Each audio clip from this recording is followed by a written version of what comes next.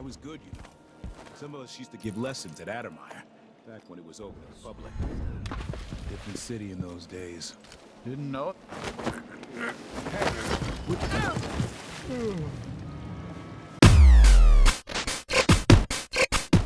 Dishonored 2 is the highly anticipated sequel to 2012's smash hit game Dishonored.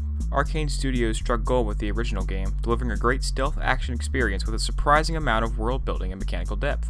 The game was lauded by fans and critics alike and won countless awards. However, I personally don't really understand why people like the first game so much. I mean, the campaign lasts what, like 6 hours? Even with 1 or 2 or 38 and counting playthroughs, you're still only looking about 160 hours of gameplay. To be honest, I don't understand how some people got so obsessed with it. I mean, the game was okay, but I'm not gonna go out and buy some limited edition lithographs, or a mediocre novel, an official compendium of all in-game lore, or write a 10-page in-universe satirical newspaper or anything like that. On an unrelated note, if anybody is trying to sell the cloth mat from the EB Games Australia pre-order, then hit me up, we'll work something out. So yeah, Dishonored is pretty much my favorite game of all time, so I was anxious to make a video outlining my thoughts on the sequel.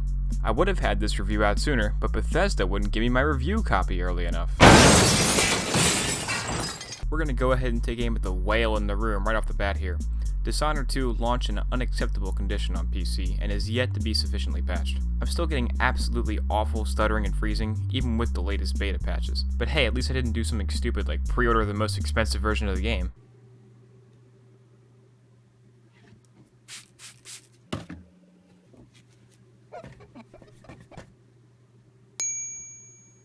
So yeah, I can't speak for the console versions, but Dishonored 2 on PC, at least for me, at the time of this review, is a subpar experience, which is really disappointing.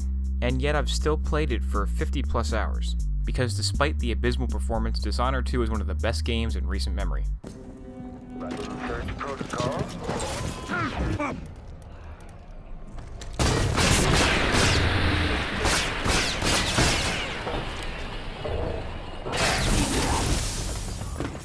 It's the logical next step from Dishonored 1 and improves on the first game in every possible way.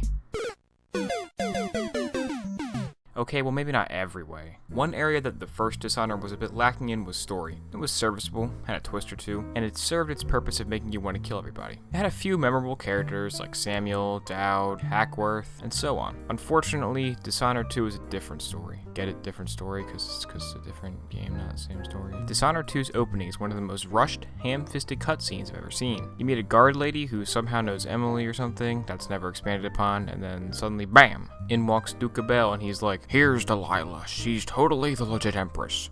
Okay, Safari tour guides, activate your combat AI." Then you get to pick your character. The character you don't pick is then somehow turned into a statue. Or I guess just their skin is, or maybe it's like a casing of some sort, because later you just touch them and that cures them and they're fine. Then they take you away and lock you in a room with open windows. And obviously you escape since you're a master assassin or got trained by one. And what did this guy expect? Seriously. It was fun to see Dunwall again for a brief time, although I am disappointed by the lack of whiskey and cigar conversations amongst the City Watch.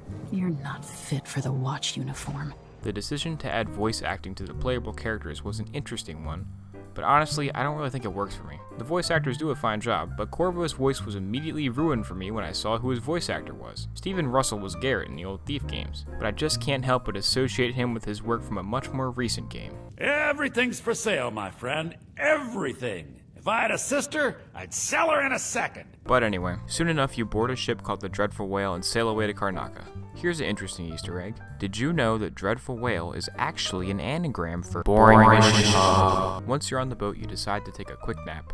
You wake up in Emo McGee's black and white wonderland. He offers to give you powers, which you can decline if you're an idiot. Anyway, the remainder of the story plays out in pretty much the same way you'd expect. Find target, eliminate target, clue leads you to the next target, rinse and repeat. You finally get to Delilah after a grand adventure across the Empire and are ready to take her out by giving her everything she ever wanted in her own magical fantasy dream world, or you can just kill her. And I hope you like boring PowerPoint presentations, because that's all the ending cutscene is. Overall, the story is easily the worst part of Dishonored 2. Actually, I wouldn't be surprised if Bethesda was like, "Hey Arcane, just go ahead and make the gameplay good, and we'll get our in-house writers to do the story for you. No offense, guys, but we can write the story ourselves. I mean, it's no big deal." Sean. Sean. Sean. Sean. Sean. Sean. Sean.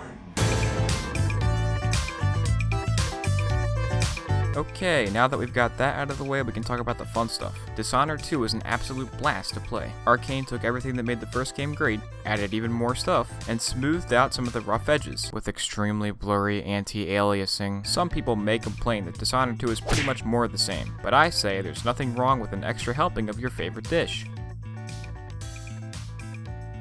But what is it about the Dishonored formula that makes it so special? Well, I think it comes down to one thing: options.